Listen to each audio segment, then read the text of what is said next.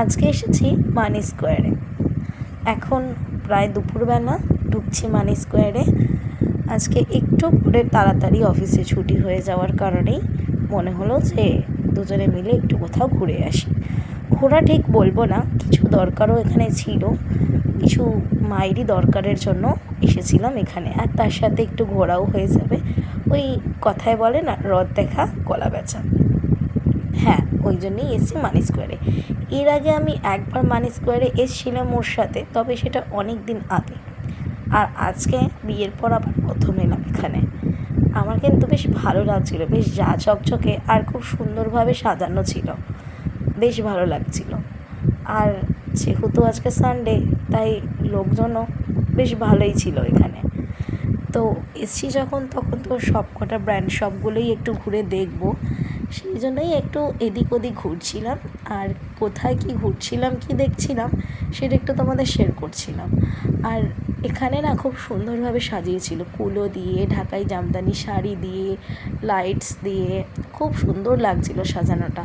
হয়তো এখন আমাদের এই ফেস্টিভ সিজনটার জন্যই এত সুন্দর করে সাজিয়েছিল মানি স্কোয়ার।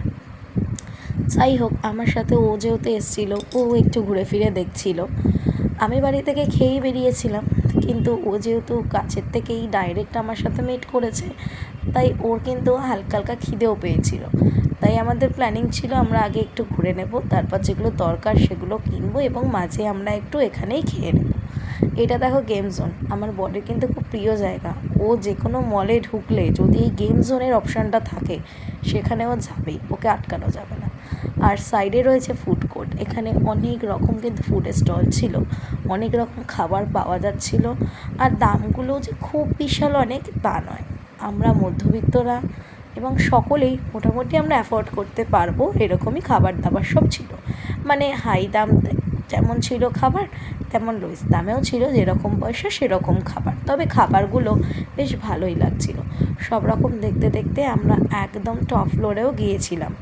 আমরা ভাবলাম আগে একটু ঘুরে নিই, তারপরই খাবো। তো টপ ফ্লোরেও আমরা একটু চারদিকটা ঘুরে, আর এখানটা খুব সুন্দর একটা জায়গা ছিল, সেখানে আমরা ফটো সেশনও করেছি। করার পর একদম ওপর থেকে নিচটা দেখছিলাম কেমন লাগছিল, আর তোমাদের সাথেও সেটাই শেয়ার করছিলাম। দেখো, তো যাই হোক, সেভাবে তো খুব একটা কোথাও যাওয়া হয় না, ওরও অফিস আর আমারও অফিস, দুজনের কাজের চক্করে ঘোরা জিনিসটা জীবন থেকে আস্তে আস্তে চলেও যাচ্ছে। তবুও চেষ্টা করি কাজের ফাঁকে ফাঁকে, অথবা সানডে যদি ও তাড়াতাড়ি কাজ থেকে চলে আসে, তাহলে দুজনে মিলে কোথাও যাওয়ার। এবার চলে এসেছি খেতে। খাবারের জন্য আগেই বলেছি যে খাবারটা মেন নেওয়ার দরকার ছিল ওর জন্য, ও যেহেতু না খেয়ে এসেছিলো, তাই আমরা একটু খেয়েও নিয়েছিলাম। তারপর ঘুরতে ঘুরতে আমরা এসেছিলাম স্পেন্সার্সে। মানি স্কোয়ারই এটা ছিল। তো এখানে কিছু আমাদের দরকারি জিনিস নেওয়ার ছিল, যেটার জন্য আমাদের আসা।